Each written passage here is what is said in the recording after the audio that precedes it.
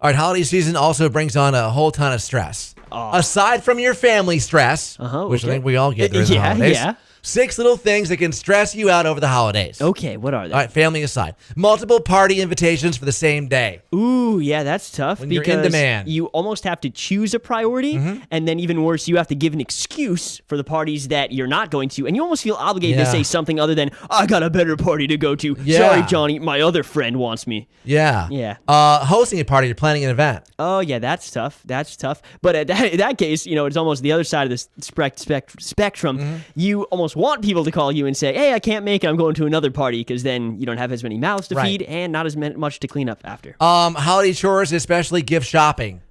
You have to go out and do shopping. Yeah, You have to. You can't do all your shopping online, so you have to go out. Right. And sometimes you got to brace the elements to go out, and then get back and hide the presents. There's a lot. And wrap the presents, too. Of course. Cash money.